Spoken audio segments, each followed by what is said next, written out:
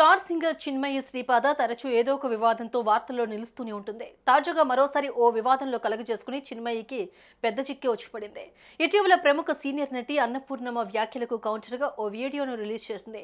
చిన్మయి చేసిన వ్యాఖ్యలు ఇప్పుడు వివాదాస్పదంగా మారాయి. చిన్మయి చేసిన వ్యాఖ్యలను ఖండిస్తూ ఓ విద్యార్థి గచ్చిబౌలి పోలీసులకు ఫిర్యాదు చేశారు. దీంతో చిన్మయి శ్రీపాదపై కేసు నమోదు చేశారు గచ్చిబౌలి పోలీసులు. అసలు ఏం జరిగిందంటే, సిఎంఆర్ షాపింగ్ మాల్ మన హైట్ నగర్ లో భాగ్యలత కమాన్ పక్కన ఫిబ్రవరి 29న ప్రముఖ సినీ తారలచే గొప్ప ప్రారంభం.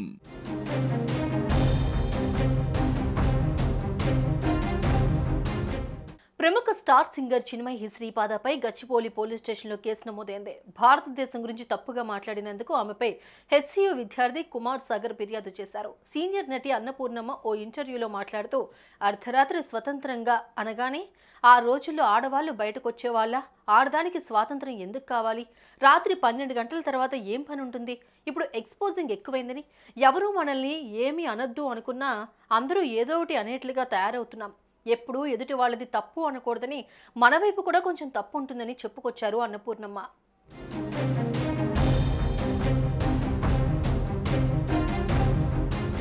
అయితే అన్నపూర్ణమ్మ చేసిన కామెంట్స్ కు రియాక్ట్ అవుతూ తన ఇన్స్టాగ్రామ్ లో ఓ వీడియో పోస్ట్ చేసింది singer Chinmayi Sripada.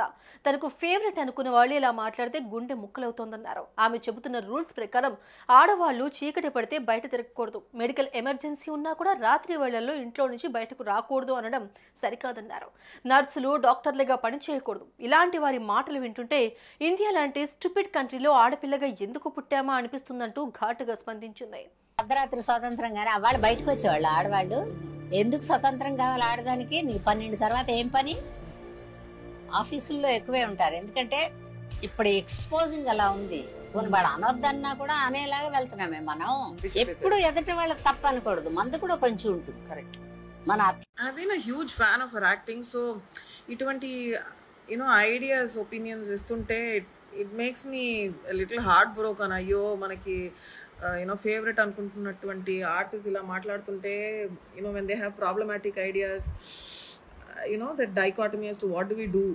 So based on her rules, medical emergencies కనుక ఏదన్నా యాక్సిడెంట్స్ కానీ ట్రామా కేసెస్ కానీ జరిగితే so sunrise to sunset మాత్రమే జరగాలి. నర్సెస్ ఉండకూడదు, లేడీ డాక్టర్స్ ఉండకూడదు.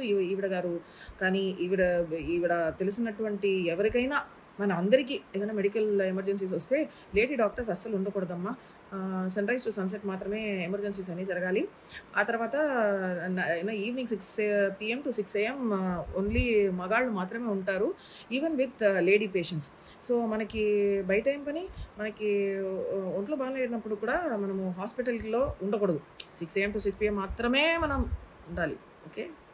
అయినా నిజంగా ఎటువంటి దుష్కర్మ ఉంటే ఇటువంటి భారతదేశంలో అమ్మాయిలుగా పుట్టడం ఎంత పెద్ద ఒక బ్యాడ్ కర్మ అన్నది ఇప్పుడే I'm thinking, why should we be born as women in this stupid country where we are getting advices from people. అమ్మాయిలకి బయట ఏం పని, అమ్మాయిల్ని ఎందుకు చదివించాలి, అమ్మాయిలకి ఎందుకు డౌరీ ఇవ్వకూడదు, ఇటువంటి కాన్సెప్ట్స్ని ఆర్గ్యూ చేస్తున్నటువంటి, డిఫెండ్ చేస్తున్నటువంటి సొసైటీలో 2024లో ఉన్నాము.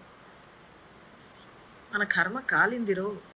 అయితే సింగర్ చిన్మయి మాట్లాడిన మాటలు ఆమెను చిక్కుల్లో పడేశాయి. భారతదేశం పట్ల చిన్మయి మాట్లాడిన అగౌరవమైన, అనుచితమైన వ్యాఖ్యలు ఖండిస్తూ హైదరాబాద్ సెంట్రల్ యూనివర్సిటీ విద్యార్థి కుమార్ సాగర్ గచ్చిబౌలి పోలీసులకు ఫిర్యాదు చేశారు. సీనియర్ నటి అన్నపూర్ణమ్మకు ఏమైనా చెప్పాలనుకుంటే ఆమె గురించి మాత్రమే చెప్పాలి, కానీ భారతదేశాన్ని తక్కువ చేసి మాట్లాడడం సరైన పద్ధతి కాదని కుమార్ సాగర్ అన్నారు. భారతదేశంలో ఉంటూ భారతదేశ సౌకర్యాలు అనుభవిస్తూ భారతదేశపు గాలి పీల్చి భారతదేశంలో పుట్టడమే కర్మ అనడం, భారతదేశాన్ని ఒక చెత్త దేశం అనడం ఎంతవరకు కరెక్ట్?